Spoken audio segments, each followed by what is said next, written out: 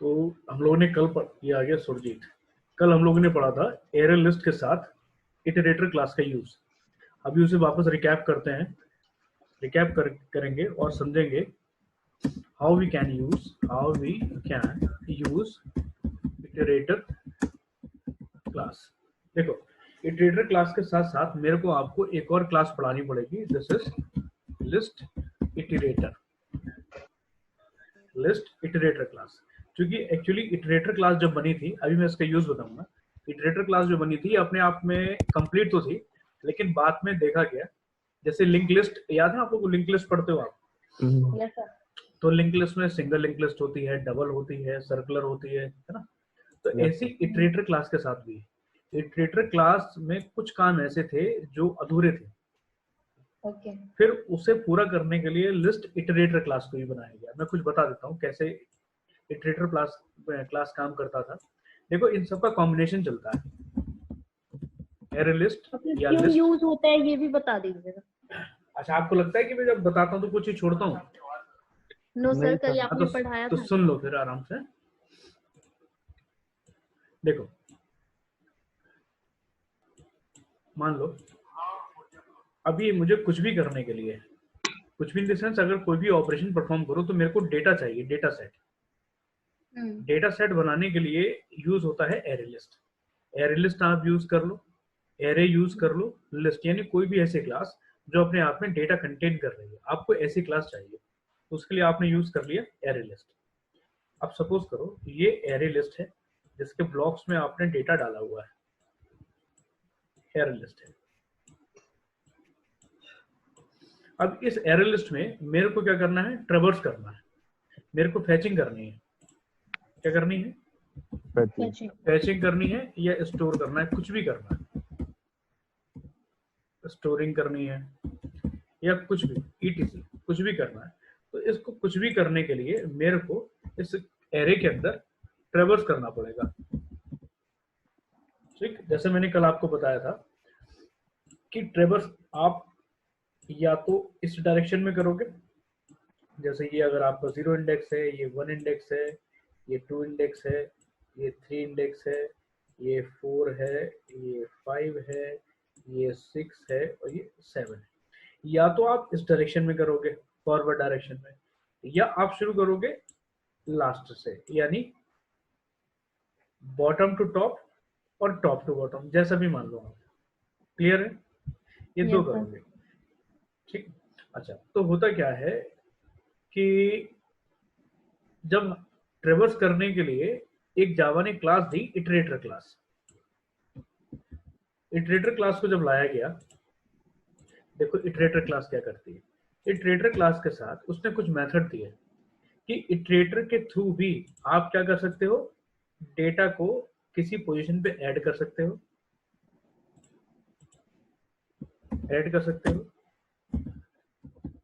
Remove कर सकते हो, और आप सिर्फ फॉरवर्ड डायरेक्शन में ट्रेवर्स कर सकते हो। फॉरवर्ड डायरेक्शन, इस चीज को ध्यान देना, आप फॉरवर्ड डायरेक्शन में ट्रेवर्सिंग कर सकते हैं। यानी अगर आपने 0 इंडेक्स से शुरू किया तो आप जा सकते हो इंडेक्स 1 पे, इंडेक्स 2 पे, इंडेक्स 3 पे। इस तरीके से आप फॉरवर्ड डायरेक्शन में जा सकते हो। लेकिन अगर आपको किसी भी मोमेंट पे बैक होना है या इन बिटवीन शुरू करनी है या कुछ और ऑपरेशन परफॉर्म करने हैं, तो इटरेटर क्लास से ये नहीं होंगे। इसके लिए फिर इटरेटर क्लास को इनहांस किया गया और बड़ा किया गया, इसमें कुछ फीचर्स और मेथड डाले गए। उसके बाद आप जावा ने आपको एक और class the, this is iterator class, list iterator. अब लिस्ट इटरेटर के थ्रू आप ये सारे काम तो करोगे, साथ ही साथ आप किसी भी डायरेक्शन में मूव कर सकते हो। आप चाहे ऐसे मूव करो, या आप बैकवर्ड मूव करो, या किसी मिडिल पाइवट लेके इधर मूव करो, या इधर मूव करो। किसी भी डायरेक्शन में कैसे भी डेटा को आप किसी भी एक्शन से, किसी भी तरीके से आप डेटा फेच कर लोगे। तो ये जो दिया गया, ये किसके थ्रू दिया गया? लिस्ट इटरेटर क्लास के थ्रू। क्लियर है? Yes sir. एक स्क्रीनशॉट डाल दो।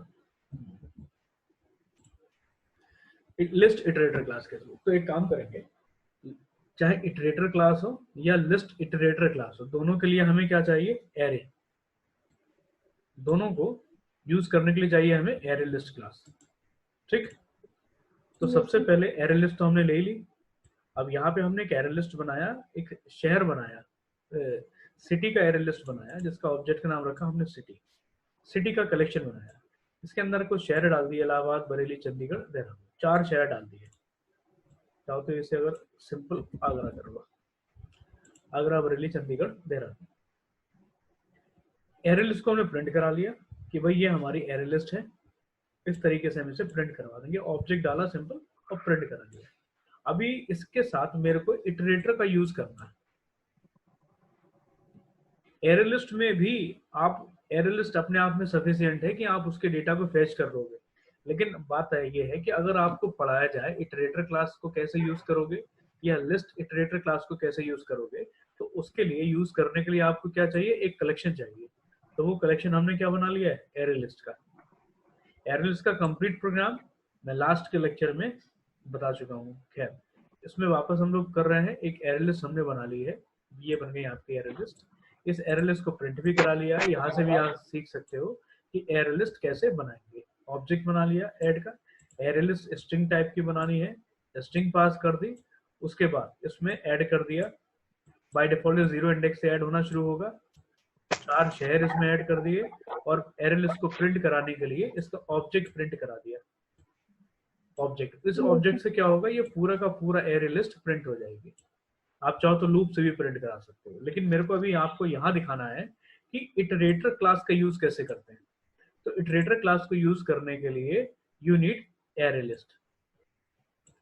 अब एरे लिस्ट को कैसे यूज करोगे, एरे लिस्ट का ऑब्जेक्ट है सिटी, तो you have to write iterator class का ऑब्जेक्ट, ठीक, is equals to city. City किसका ऑब्जेक्ट है, एरे लिस्ट का, सिटी डॉट इटरेटर क्लास। ये हो गया इतना। इससे क्या होगा, आपने इटरेटर क्लास से किसका कनेक्शन बना लिया, एरे लिस्ट का। ये है एरे लिस्ट और ये है आपका इटरेटर, इन दोनों का बन गया कनेक्शन। इसका मतलब है कि नाउ यू आर डोनेटिंग, लगभग मैं एक लेमन लैंग्वेज यूज कर रहा हूँ, now you are donating your array और you are making connection of your array list with the iterator class. अब इटरेटर क्लास आपके एरे लिस्ट में मूव कर सकता है। तो मूव करने के लिए, ये सिर्फ मैंने बताया, एरे लिस्ट इटरेटर क्लास जो है एक ही डायरेक्शन में मूव करेगा, फॉरवर्ड डायरेक्शन में। तो फॉरवर्ड डायरेक्शन में मूव करने के लिए 2 चीजें हैं। फर्स्ट, आपको पता होना चाहिए कि फॉरवर्ड डायरेक्शन में मूव तभी होगा जब उसमें डेटा होगा। अगर डेटा होगा तो वो मूव करेगा, और अगर डेटा नहीं होगा तो मूव नहीं करेगा। तो डेटा होने के लिए हैज नेक्स्ट मेथड यूज करते हैं। हैज नेक्स्ट मेथड ये बताता है कि आपका इटरेटर क्लास जो है इसमें डेटा है, ये ट्रू रिटर्न करेगा। हमें ट्रू पे ही काम करना है। अब इसने कह दिया यस, आपका जो इटरेटर है, ये इटरेटर के पास क्या चला गया है, एरे लिस्ट।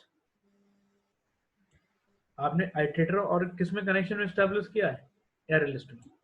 अब हैज नेक्स्ट ये बताएगा कि आपका जो इटरेटर है यानी एरे लिस्ट है उसमें डेटा है। डेटा है, बहुत बढ़िया, हमें यही चाहिए। तो हम क्या करेंगे, सिंपल सी बात है, system dot out dot print ln के अंदर हम एक मेथड कॉल करेंगे, नेक्स्ट मेथड। नेक्स्ट मेथड क्या करेगा, ये डेटा उठा के लेके आएगा। अब दोनों में डिफरेंस समझ लो। हैश नेक्स्ट ये बताएगा कि नेक्स्ट इंडेक्स में डेटा है या नहीं है। अगर डेटा है तो हम उसी कंडीशन पे काम कर रहे हैं लूप के अंदर आके, कि अगर हैश नेक्स्ट में डेटा है तो वो डेटा उठा लो। तो नेक्स्ट क्या करेगा, डेटा उठा लेगा। अब ये लूप कैसे चलेगा, देखो,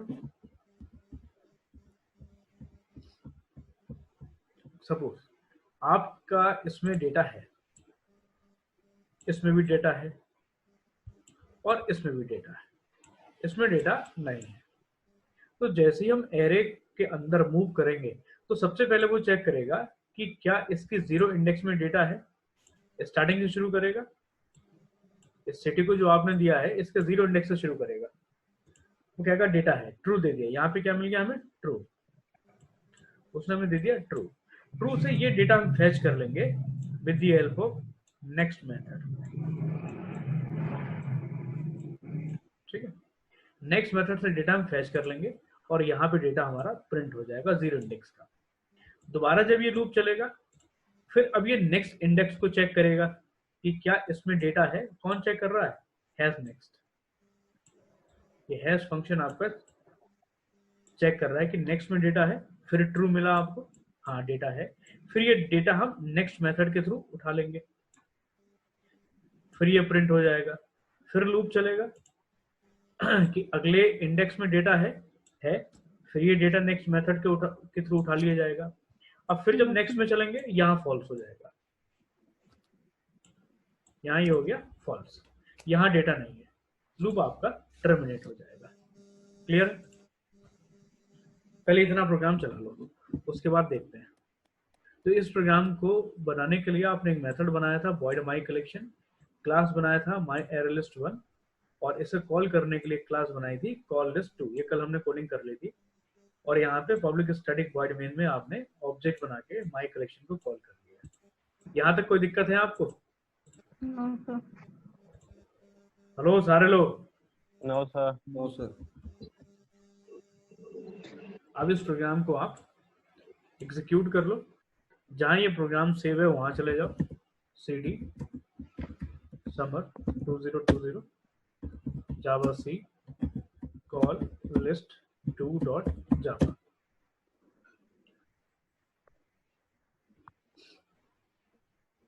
प्रोग्राम को रन करा दो, java call list 2।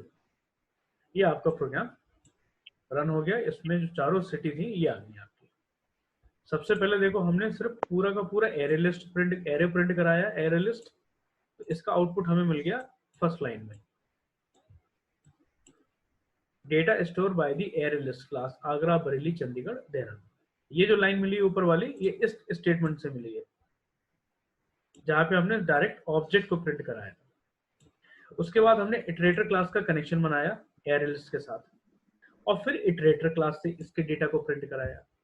तो यहाँ पे 1 by 1 डेटा प्रिंट हुआ एक एक करके, तो उसने वो भी उठा के दिखा दिया आगरा बरेली चंडीगढ़ देहरादून। ये क्लियर हो गया? अब बात करते हैं, हेलो यस सर। हाँ सारे लोग वीडियो मोड में आ जाओ। अब बात करते हैं कि इसका बैकवर्ड डायरेक्शन में हम कैसे डेटा प्रिंट कराएंगे। बैकवर्ड डायरेक्शन में, तो बैकवर्ड डायरेक्शन के लिए पहले मैं स्क्रीनशॉट डाल दूं आपका। बैकवर्ड डायरेक्शन के लिए क्या करेंगे? अब देखो अगर मान लो एक मेथड होता है बैकवर्ड डायरेक्शन के लिए प्रीवियस, तो प्रीवियस मेथड इटरेटर क्लास के पास नहीं, इसके लिए फिर आपको यूज करना पड़ेगा, एक और क्लास यूज करनी पड़ेगी, दैट इज लिस्ट इटरेटर। ये इतना समझ आ गया? अब यहाँ पे मैं इटरेटर क्लास, इसकी देखो रेंज खत्म है यहीं तक, इसकी लिमिटेशन बहुत ज्यादा नहीं है, 2-4 मेथड और है इटरेटर में, लेकिन अब मैं इसकी जगह यूज करने जा रहा हूँ लिस्ट इटरेटर क्लास। ये है आपकी लिस्ट इटरेटर क्लास, ठीक है? Yes sir. आई को कैपिटल बना दो, हाँ लिस्ट इटरेटर क्लास। इसको ऑब्जेक्ट बिल्कुल वैसे बना लीजिए, लिस्ट इटरेटर का ऑब्जेक्ट, ठीक है? और चाहो तो एक काम करो, लिस्ट इटरेटर को यूज करने के लिए फिर से या तो इसका कंप्लीट एग्जांपल ले लो। होल्ड करो एक सेकेंड।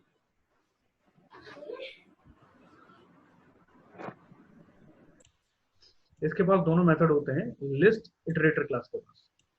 आप इसमें नेक्स्ट यानी फॉरवर्ड डायरेक्शन में मूव कर सकते हो और आप बैकवर्ड डायरेक्शन में भी मूव कर सकते हो।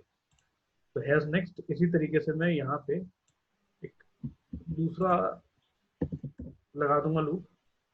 यहाँ पे मैंने क्या किया, इस लूप में लगाने के बाद अभी यहाँ पे नेक्स्ट मेथड यूज नहीं करूंगा, अब मैं यहाँ पे यूज करूंगा प्रीवियस मेथड। अब मेरे को बैकवर्ड डायरेक्शन में प्रिंट करना है, ठीक है? बैकवर्ड डायरेक्शन में जैसे अभी आपने देखा कि जो प्रिंट हुआ आपका वो 0 इंडेक्स से हुआ लास्ट के इंडेक्स तक। अब जो प्रिंट होगा वो लास्ट के इंडेक्स से स्टार्ट होगा और 0 तक आएगा, है ना? बैकवर्ड डायरेक्शन में प्रिंट होगा। पहले किस डायरेक्शन में प्रिंट हुआ था? फॉरवर्ड डायरेक्शन में। इसके लिए आप क्या करेंगे, इसके पास एक मेथड है, जैसे हैज नेक्स्ट होता है ऐसे ही होता है has previous. Okay.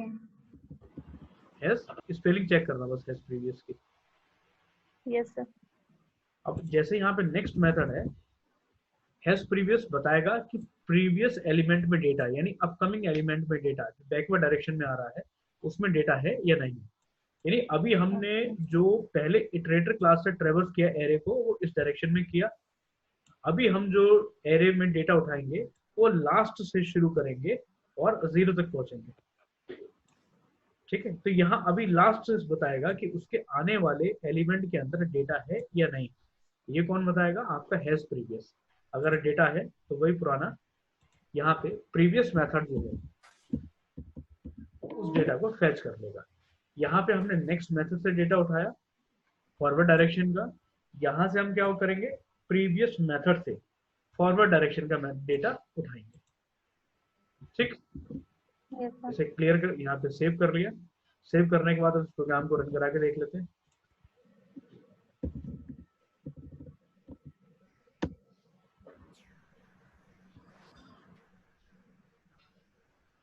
Not find symbol city list iterator तो मिल गया यहाँ पे। और स्पेलिंग चेक करो जरा, LIST है सर। सर एल बड़ा करो सर, बड़ा है एल ना सर एल। सर एल बड़ा। नहीं मेथड का तो पहला स्मॉल होता है। अच्छा ओके। आई कैपिटल है ना, सेकंड वर्ड जो शुरू होता है उसका आई कैपिटल है, इटरेटर का आई जो है वो कैपिटल है। कमांड प्रॉम्प्ट स्क्रीन बन गई, स्क्रीन चलेगी क्या? चलिए सर। चलो फिर अब क्या किया आपने, लिस्ट इटरेटर क्लास का ऑब्जेक्ट बनाया और जैसे इटरेटर क्लास का ऑब्जेक्ट बनाया था उसकी तरह हमने लिस्ट इटरेटर क्लास का ऑब्जेक्ट बना लिया। उस ऑब्जेक्ट में हमने क्या कर दिया, जो एरे लिस्ट बनाया था उसका कनेक्शन बना दिया। बिल्कुल वैसे ही करा जैसे हमने इटरेटर क्लास के साथ किया। तो जैसा इटरेटर क्लास का ऑब्जेक्ट बनाया सेम वैसे ही लिस्ट इटरेटर क्लास का ऑब्जेक्ट बना देंगे। अब हम दोनों मेथड यूज कर सकते हैं, हैज नेक्स्ट भी और हैज प्रीवियस भी। ठीक, अब रन करा लेते हैं इस प्रोग्राम को। कंपाइल तो आपने करा लिया, फिर भी एक बार कंपाइल करा दीजिए। प्रोग्राम का कंपाइल हो गया, यानी अब आप केपेबल हो इस एरे में दोनों अप्रोच से ट्रेवर्स कर देंगे, टॉप टू बॉटम भी, यानी फॉरवर्ड डायरेक्शन में आप फैच कर सकते हो एलिमेंट इसके, और बैकवर्ड डायरेक्शन से भी आप इसके एलिमेंट प्रिंट कर सकते हो, फैच कर सकते हो। तो यहाँ पे एक लाइन डाल दे रहे हैं डिफरेंस देने के लिए, प्रिंट एलन fetching data backward direction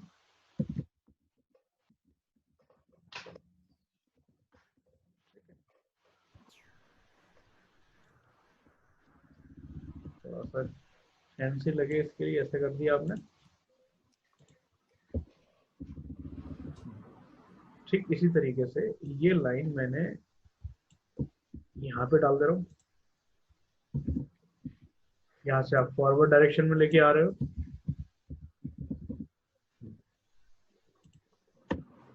चलिए सेव करिए। अब क्योंकि चेंजेस किए हमने कोडिंग में तो दोबारा प्रोग्राम को कंपाइल कर ले रहे हैं। कंपाइल करने के बाद अब प्रोग्राम को कॉल कर लीजिए, जावा कॉल लिस्ट टू। देखो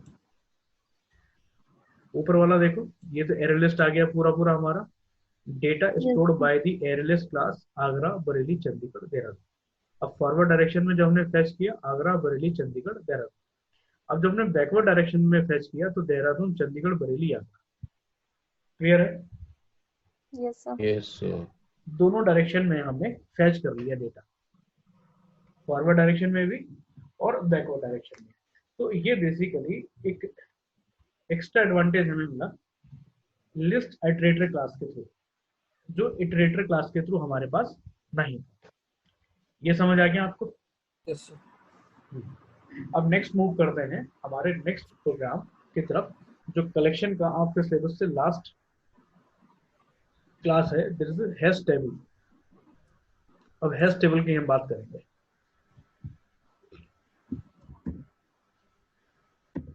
now we are going to read hash table. देखो हैश टेबल भी कलेक्शन बनाता है, हैश टेबल भी क्या करेगा, कलेक्शन बनाएगा। लेकिन हैश टेबल का जो कलेक्शन होगा वो कुछ इस तरीके से होगा। मान लो सपोज ये क्या करता है, अभी तक आपने देखा कि जो भी आप डेटा स्टोर कर रहे हो वो एक एरे में स्टोर हो रहा था। Yes sir. इस तरीके से एरे में स्टोर हो रहा था, चाहे वो लिस्ट से ही आपने यूज किया हो या एरे लिस्ट से आपने यूज किया। लेकिन अभी ये जो हैश टेबल है, इसमें अगर आप डेटा को स्टोर करोगे तो ये बेसिकली टेबल की फॉर्म में स्टोर करोगे डेटा ऐसे। Row and column form. हाँ, ये जो पहला वाला इसका एलिमेंट होगा यहाँ पे आती है की, और ये जो दूसरा वाला इसका ब्लॉक होगा यहाँ आती है वैल्यूज।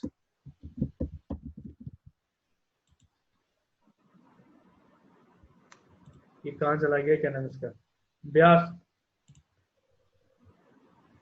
व्यास है या बाहर भेजूं? चल व्यास तो वेटिंग रूम में डालता हूँ।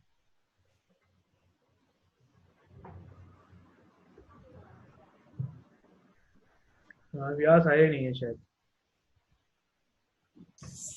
दोस्त और साध्वी अनिरुद्ध, ये क्या है 212, यही है ना?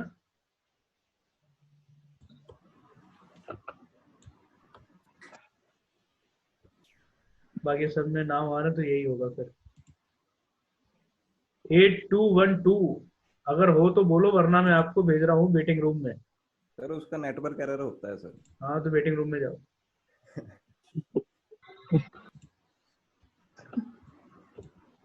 ये गया वेटिंग रूम में। और कोई ऐसा जो सो रहा है या फिर इधर उधर घूम रहा है स्टार्ट करके?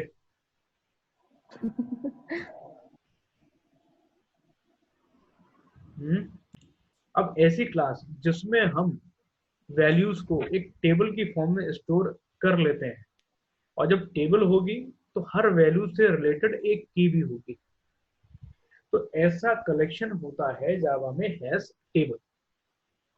समझ आया? Yes sir. तो हैश टेबल के थ्रू हम लोग क्या करेंगे, किसी भी तरीके के कलेक्शन को हम स्टोर कर लेंगे एक टेबल की फॉर्म में, और टेबल में जो पहली फील्ड होगी वो की तरह बिहेव करेगी, और जो दूसरी फील्ड होगी वो वैल्यूज की तरह बिहेव करेगी। तो जैसे अभी आपने देखा इससे लास्ट वाले प्रोग्राम में जो हमने लिया था, खोल के दिखा दूँ आपको, कहाँ गया कॉल लिस्ट। इसमें देखो, इसमें एरे लिस्ट में जो हम डिक्लेयर कर रहे थे एरे लिस्ट को, तो सिर्फ एक ही पैरामीटर दे रहे थे। यस क्योंकि एक ही वैल्यू ले रहा था ये।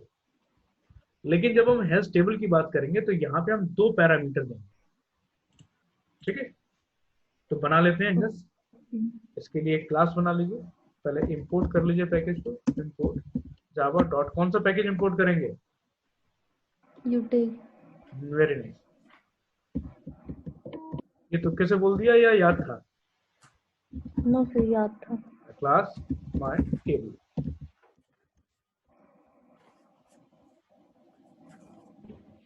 कितना टाइम रह गया इस लेक्चर का आपके? सर अभी तो 12 मिनट्स। 12 मिनट है, बट लेकिन ये 1 मिनट से भी कम रह गया। Yes sir. कोई नहीं, जब ये बंद हो जाए आप वापस आ जाना। Okay sir. Class my table, इसमें मेथड बना लीजिए void cr टेबल।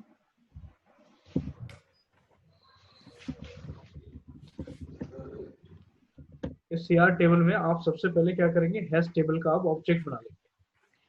तो हैश टेबल का ऑब्जेक्ट बना लीजिए, hash table suppose h1 is equal to new hash table. अब मैं थोड़ा मॉडिफिकेशन करता हूँ इस ऑब्जेक्ट में। आपने ऑब्जेक्ट बना तो लिया हैश टेबल का, लेकिन ये अब क्या करेगा, ये जैसे एरे लिस्ट मैंने दिखाया है, एक स्ट्रिंग एक पैरामीटर रखता है, ये 2 पैरामीटर रखे। पहला जो पैरामीटर होगा, हालांकि दोनों